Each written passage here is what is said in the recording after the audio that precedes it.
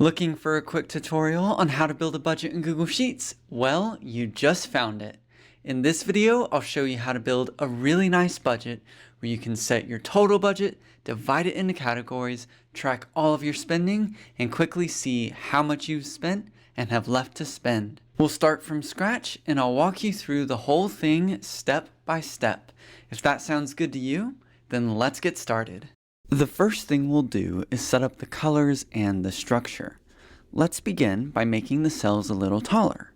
Click here in this box, which is called the name box.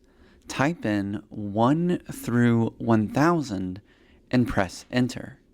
This will select all rows from 1 to 1000. And with these rows selected, right-click on the row headers, select Resize Rows, set the size to 25, and click OK. Next, select cell B2 and type in Total Budget. Select B4 and type in Left to Plan.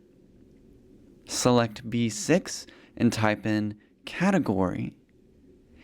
In C6, type in Budget. In E6, type in Spending. In G6, type in Remaining.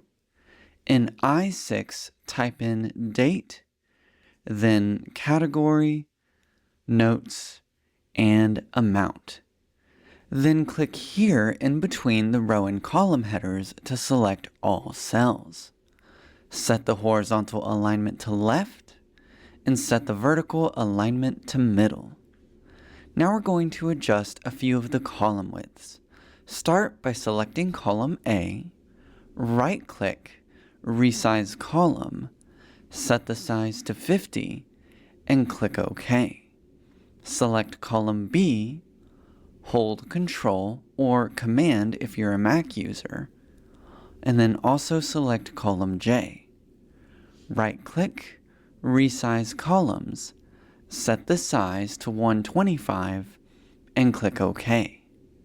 Then select column D, hold Control, also select column F, right-click, Resize Columns, set the size to 25, and click OK. Then select column K, right-click, Resize Column, set the size to 250, and click OK. At this point, we don't need the grid lines anymore, so turn them off by going to View, Show, uncheck grid lines. Then select cell B2, bold the font, select C2, bold the font, click the Fill Color button, and choose Light Gray 2. Then type in a number like 2000. Next, select the range B4 through C4, bold the font, click the Font Color button, select Dark Blue 2, click the Borders button, change the border color to Dark Blue 2, and click this to apply a bottom border. Next, select the range B6 through G6, bold the font, go to Borders, change the color to black, and apply a bottom border. Select I6 through L6, bold the font, go to Borders, change the color to dark red 1, and apply a bottom border. Then select the range B8 through C27, click the Fill Color button, and select Light Gray 2. Then click the Borders button, change the color to white, and click this to apply inner borders. After that, go ahead and click in the name box again. Type in I8 through L and press enter. This selects all cells in columns I through L starting from row 8.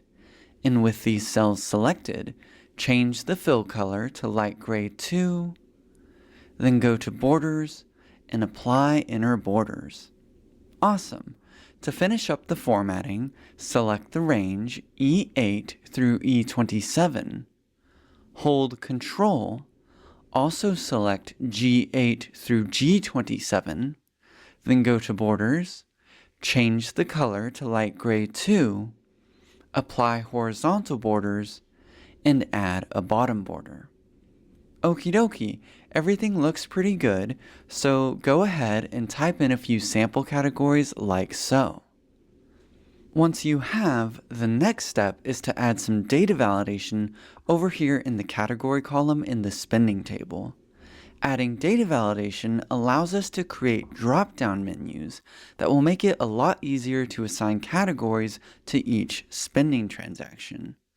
To pull this off, click in the name box once again, type in J8 through J, and press Enter. With this range selected, go to Data, Data Validation. Click Add Rule, and for the criteria, select drop-down from a range. Then for the range, select B8 through B27, and click OK. Then click Advanced Options and change the display style to arrow. Then click Done.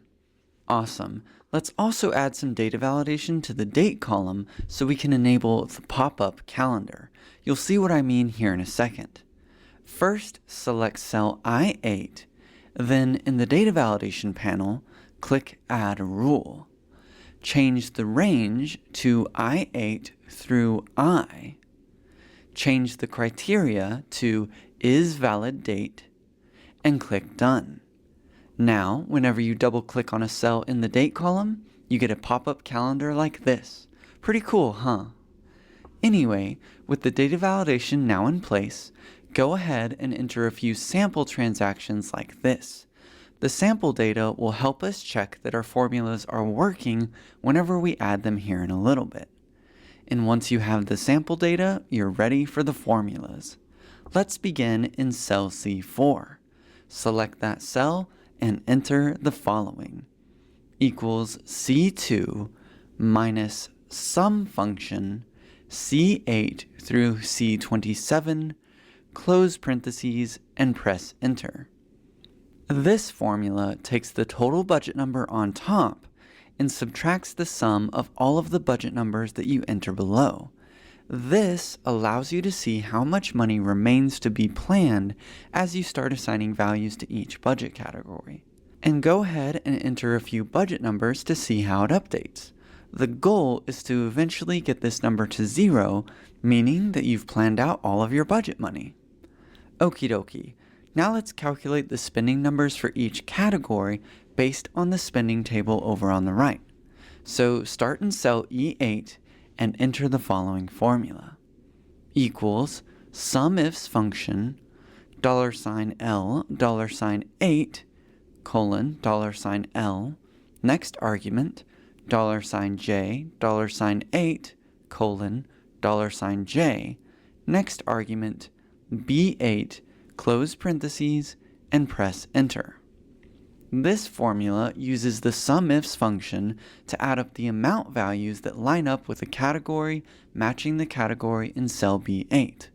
Also, since we're going to copy the formula down here in a second, we add the dollar signs to these first two references to prevent them from changing whenever we copy the formula. Speaking of which, once you have the formula working, click on this blue dot, which is called the fill handle, and drag down to copy the formula to all of the other potential categories. And notice that the last reference, the one with no dollar signs, changes for each copy of the formula based on its position, but the first two references do not change thanks to the dollar signs. Okie dokie, now for the remaining numbers. Start in cell G8 and enter the following formula. Equals C8 minus E8 and press Enter. Here, you're simply subtracting the spending number from the budget number to get what's left. And just like before, use the fill handle to copy the formula down for all categories. Fantastic! Just a few finishing touches and we'll be done with the build. First, select the range E8 through E27 and change the font color to dark red 1. Select G8 through G27 and change the font color to dark green 2. Then select B8 through B27 and bold the font. Next, select column I. Click the More Formats button, which is the 1, 2, 3 that you see here, and you can select Date or select Custom Date and Time to build your own date format. Personally, I like to add the month abbreviation, a space, the day, comma, space, and the year. Then when you have it, click Apply.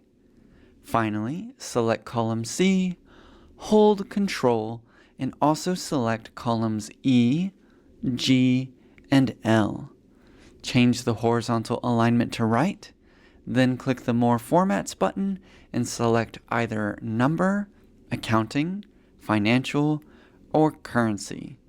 And just like that, your build is done and ready to go. Now, if you'd like to expand on this and add some really cool data visuals to your budget, then I highly recommend you watch this video next. You'll be absolutely blown away by exactly what this function can do.